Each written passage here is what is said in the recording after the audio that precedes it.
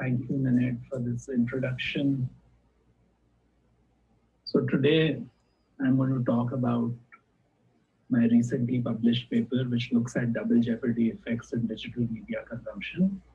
So every year, advertisers wonder whether properties like Super Bowl are worth the investment.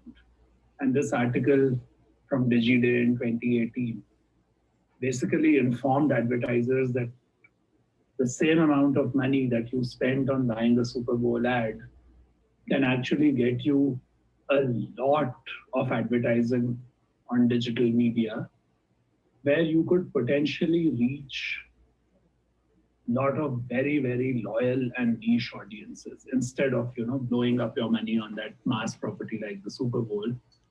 So the question that provocations like these really raise is, are blockbusters still valuable? And we know, of course, that digital distribution has expanded choices, giving advertisers access to a lot of niche audiences. But are niche audiences necessarily loyal? Because if niche audiences are not really loyal, then probably blockbusters are still very valuable, right? So, so I started looking at it by looking at the reach of, the top 300 domains in the US. These are the top 300 or the 300 most popular websites. And of course, as you would expect, the reach drops off very quickly. And just to compare one, popular and one niche website here.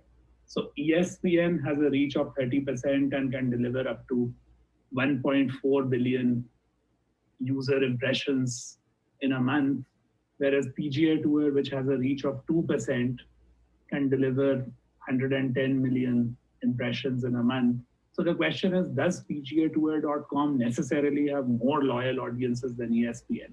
We know it is small, but it is niche. It focuses only on golf. But are these people who are interested in golf who visit PGAtour.com necessarily more loyal? So my thinking is that they aren't necessarily more loyal.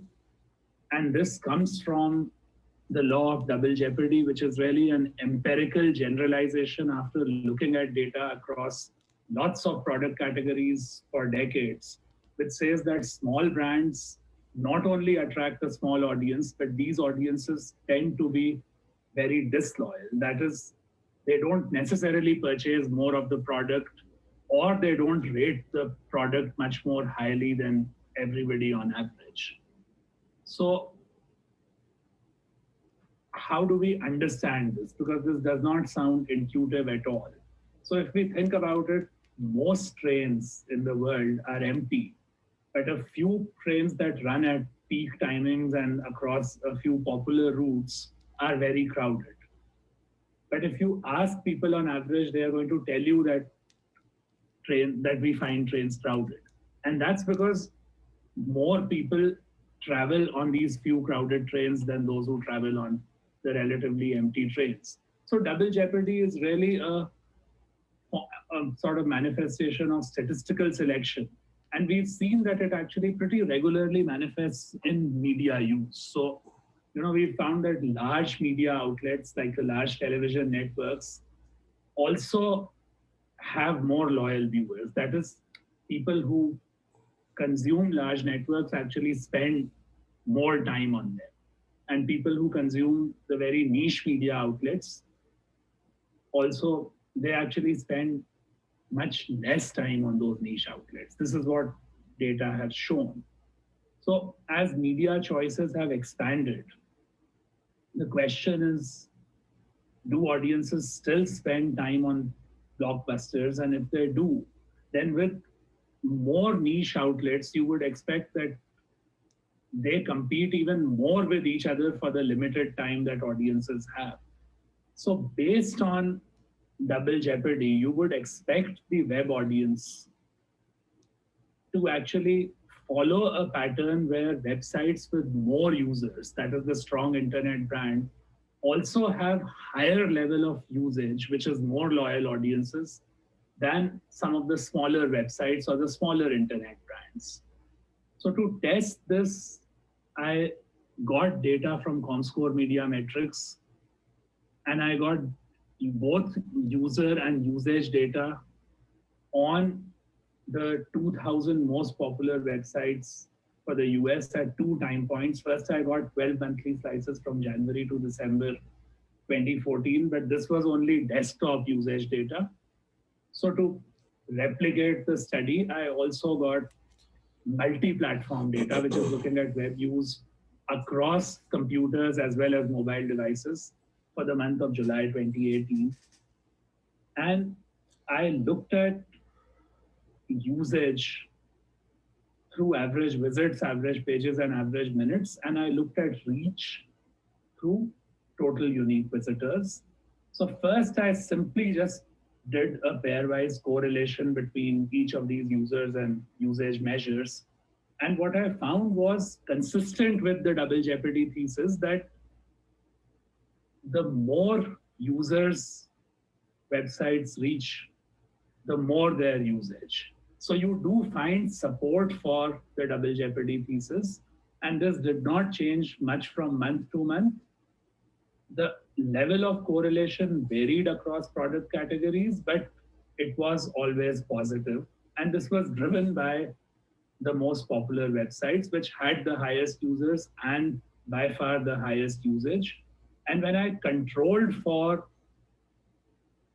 different genres, different categories of websites, and for seasonality, the patterns still held. The user usage relationship remained positive, and these effects were a little lower for lifestyle websites, but they were actually even higher for sports websites. And just to give you a little snapshot of what these numbers look like in the data, so you can see that popular websites such as Facebook and Yahoo have very high reach and very high average minutes per user, whereas websites like PGA Tour, Mother Jones, Breitbart News have very low reach and also much lower time spent. So the question is, why do we see these patterns? Why are audiences to niche sites such as PGA Tour actually disloyal?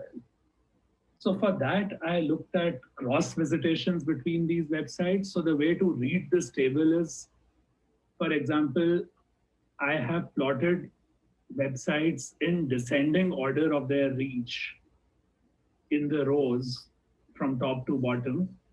And I have plotted the same websites in the columns. And this 47% that I'm pointing to here tells me that 47% of those who visited Yahoo also visited CNN. So based on this chart, what we find, for example, is that only 4% of those who visited ESPN.com also visited PGA Tour. But on the contrary, 79% of those who visited PGA Tour actually visited ESPN. So in general, users of niche sites also access popular sites, but the reverse is not true. So this tells me that as an advertiser, popular sites build both reach and frequency for me. So I don't necessarily need a niche site to build frequency. And just sticking with the PGA Tour example here, its time spent actually increased in April, which is when the Masters tournament is on. But at that time, its reach also increased.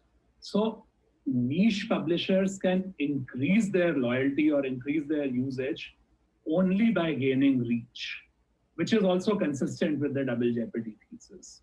So I'm going to leave you with that in the interest of time, but my full paper is available at this link, and I'm more than happy to answer any questions. Thank you.